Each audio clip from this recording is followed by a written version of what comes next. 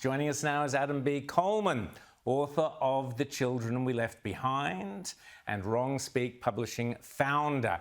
Great to see you, Adam. Firstly, I don't know if you noticed in America or not, but our Prime Minister was over in your wonderful nation this week. It was huge news here, obviously, in Australia. But how did it play in America, Adam?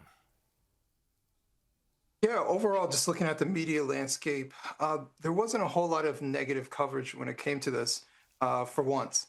I think most people see this as a relatively good deal that happened between them for the rare earth minerals, especially from an American standpoint. The more we can step away from China and go towards friendlier nations, the better. So I think this is a win for both sides. Now, listen, Adam, Steve Bannon, we all know Steve Bannon from the War Room. He's a former Trump strategist. He said that he thinks that Donald Trump will seek a third term as president. Take a look. Well, he's going to get a third term. So Trump 28, Trump is going to be president in 28, and people just ought to get accommodated with that. So what about the 22nd Amendment? There's many different alternatives. At the appropriate time, we'll lay out what the plan is. But there's a plan, and President Trump will be the president in 28. So, Adam, up until FDR, I think famously had 5 terms, and then they all panicked and went, OK, let's limit it to 2 terms.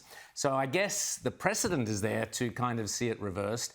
But do you think the American public would be happy with that? Honestly, I don't think they would be.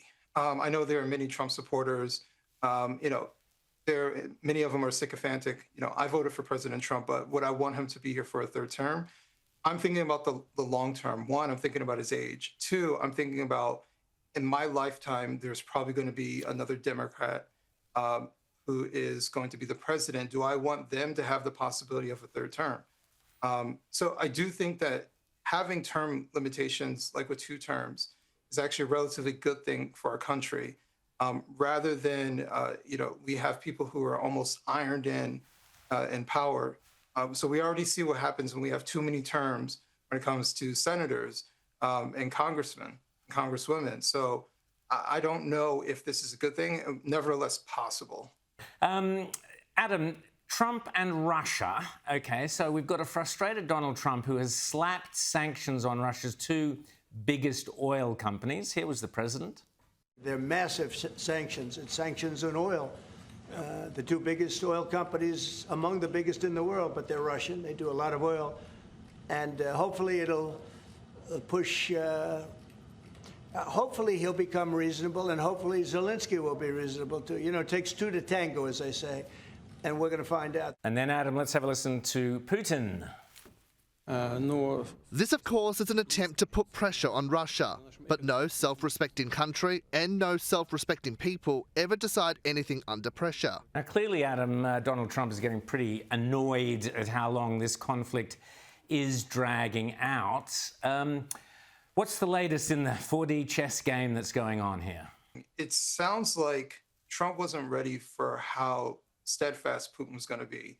I don't think he was aware of how much he hates the West.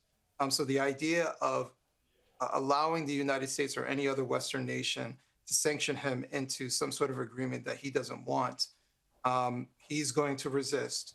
It's just a matter of how far will he take this? If they sanction him to death, is he just going to do it to the demise of his nation, or will it actually work? So I don't know. President Trump said he'll take 24 hours to come up with a peace deal. He massively overestimated how easy this was going to be. And I think, and this is not necessarily a shot at Trump, I think whoever is in power as president of the United States would have just as much of a difficult time coming up with a peace deal. Adam B Coleman, thank you so much for your time, and we'll speak again soon.